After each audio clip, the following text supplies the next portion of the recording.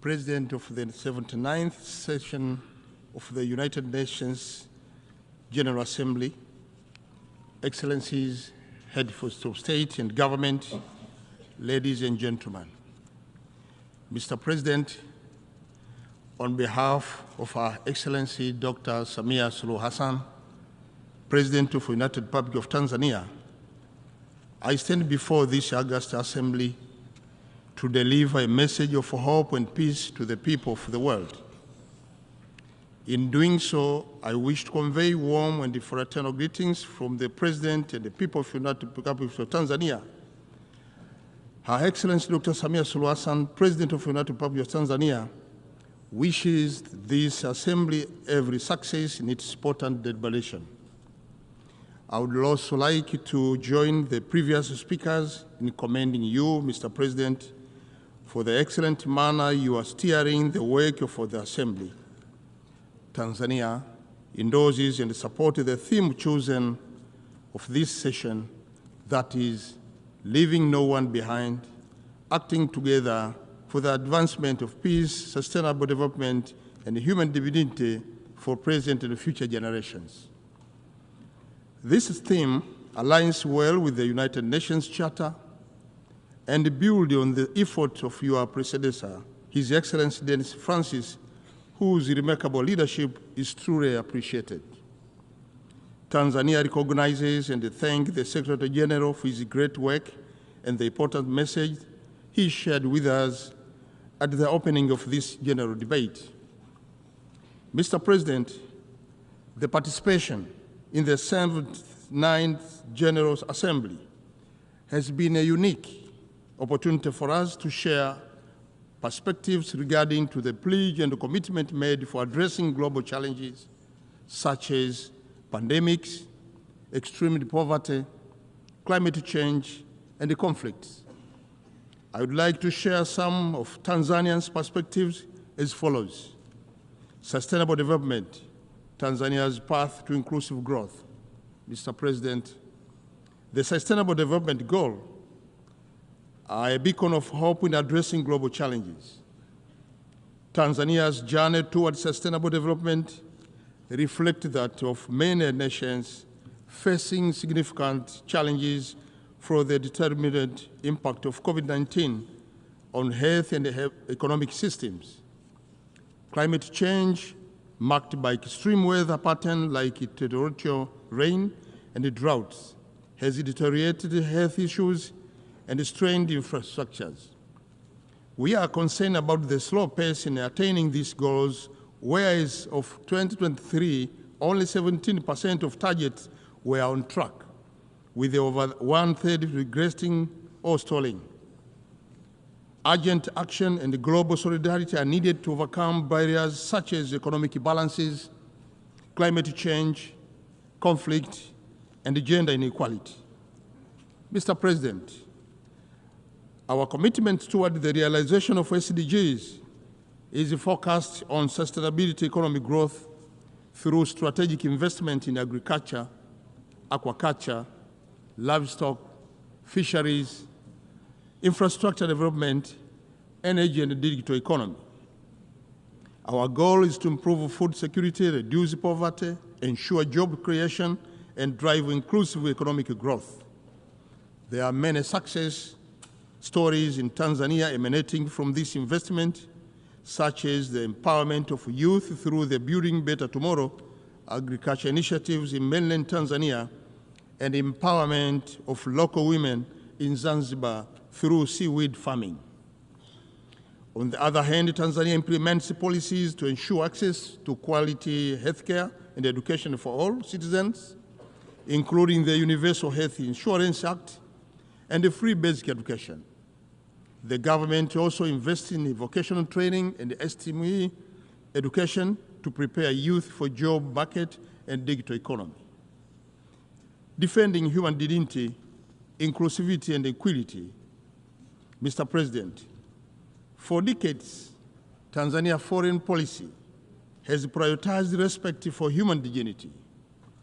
Addressing this assembly on 4th December 1961, Mwalimu Julius Kambarage Nyerere The then Prime Minister of Tanganyika stated that the basis of our action, internal and external, will be an attempt, an honest attempt, to honor the dignity of man.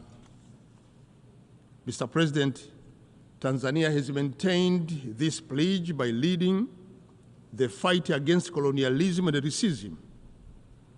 In this regard, Tanzania hosted the OAU Liberation Committee, supporting freedom fighters in their struggles for independence.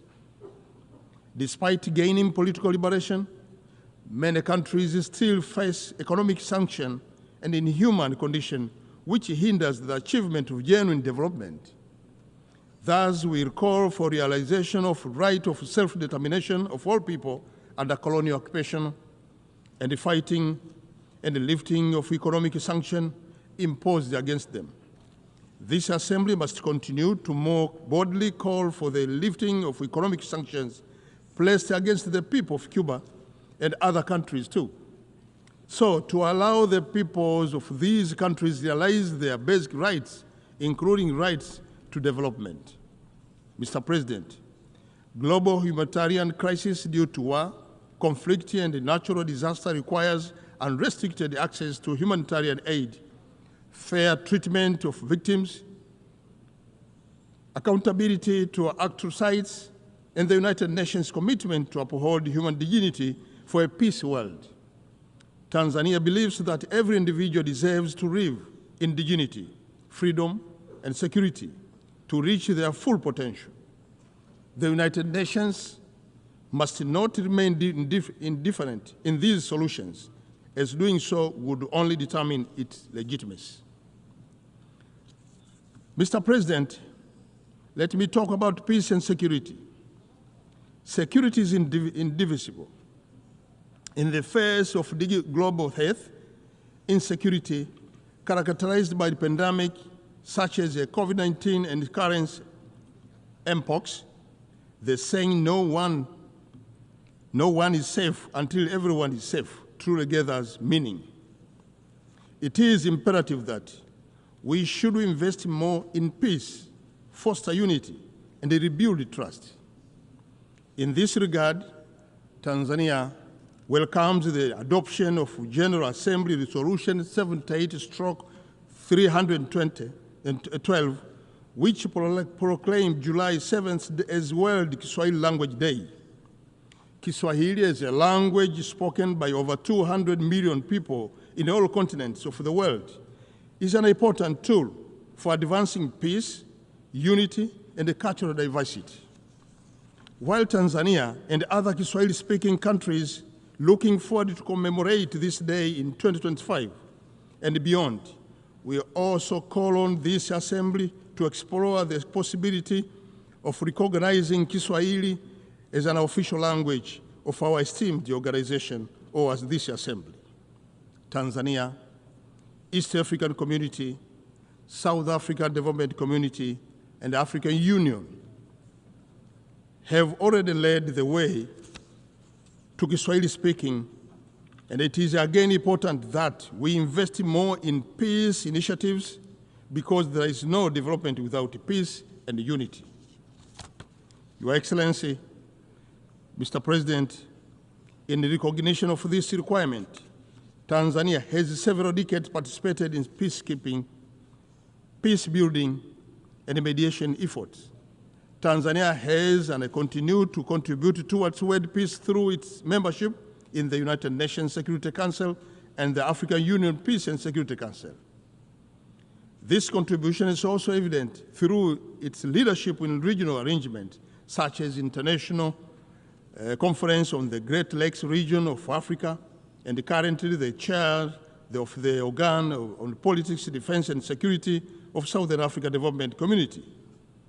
I wish to reassure this august Assembly that Tanzania's commitment towards peace will not weaken. Tanzania will continue to diligently dispense the obligations emanating from the culture of the United Nations. Mr. President, let me talk about climate and change. Tanzania, like many other developing countries, is highly vulnerable to droughts, floods, desertification, and effect to sea level rise. It is estimated that the sea level will rise by 41 centimeters by 2080. While the sea level rise cannot be reversed, Tanzania is taking several adoption and mitigation measures, including the restoration and the plantation of mangrove, enhancement of coastal infrastructure, and the promotion of ecotourism and aquaculture. It is imperative that, therefore, that we must invest more in climate finance to help recover economies already suffering from these effects, and to enhance access to funding for loss and damage in the hand-hit countries. Mr. President, about transformation to clean energy, as we prepare for COP29 in Baku, Azerbaijan, it is worth remembering that globally, an estimated 2.4 billion people are still using polluting fuel for cooking. This contributes to health problems, food insecurity, gender inequality, and environmental damage, including millions of premature death, limited access to education and employment for women and children, and increased household gas emission and deforestation. Achieving universal clean cooking access in Africa by 2030 would require an estimated about $4 billion annually, a small fraction of global energy spending. Mr. President, in response to this alarming situation, Tanzania is championing a clean cooking agenda, which essentially contributed to several SDGs, including goals number 7, focusing on ensuring access to affordable and sustainable energy for all. Tanzania will host the African Energy Summit in January 2025, means next year, co-organized with the World Bank and the African Development Bank. The summit aims to accelerate the implementation of World Bank Group and the African Bank Group commitment to provide electricity access to 300 million people in Africa by 2030. We look forward to working together with all partners to unlock energy potential and build brighter, more resilient future for Africa. Mr. President, delivering on democracy. In November this year, Tanzania will hold the local government election, followed by the presidential and the parliamentary election in October next year. As we prepare for this electoral event, I wish to assure this Assembly that democracy, human rights, and the rule of law will be upheld in line with President Samia's vision as captured in the 4 R's philosophy, namely reconciliation, resilience, reform, and rebuilding. Since the announcement of 4R principles in 2021, the government of Tanzania has continued to foster harmony and promote unity across political, religious, and ethnic divides. In implementation of 4R, the government has also undertaken several monumental reforms that seek to address shortfall within the criminal justice system, allow the effective political process, and enhance the enjoyment of human rights. Mr. President, reforms are crucial for countries and international organizations to stay relevant, for greater inclusiveness, transparency, and accountability, especially in multilateral bodies like UN Security Council and the Bretton Woods Institution. Tanzania remains committed to rebuilding its economy and society, focusing on inclusivity and empowering its citizens for a stronger future. Mr. President, when I go to conclude my speech, Tanzania argues all the world leaders to unite against international threats that undermine unity, peace, and human dignity. We are obliged to work together with goals stipulated in the Charter of the United Nations of sparing succeeded generations from the scourge of war.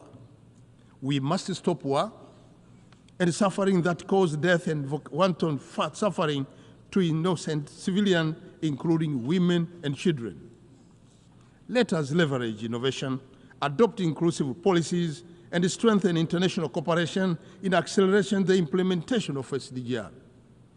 Together, let us build perhaps partnership that transcend borders, ensuring no one left behind.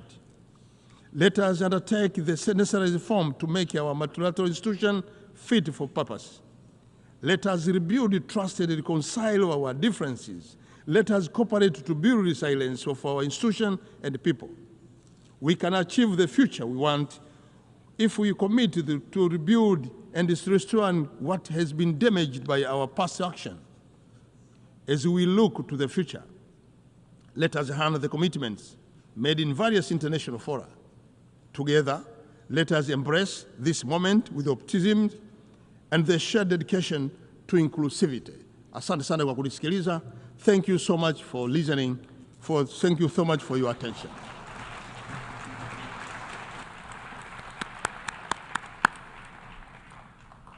On behalf of the Assembly, I wish to thank the Prime Minister of the United Republic of Tanzania.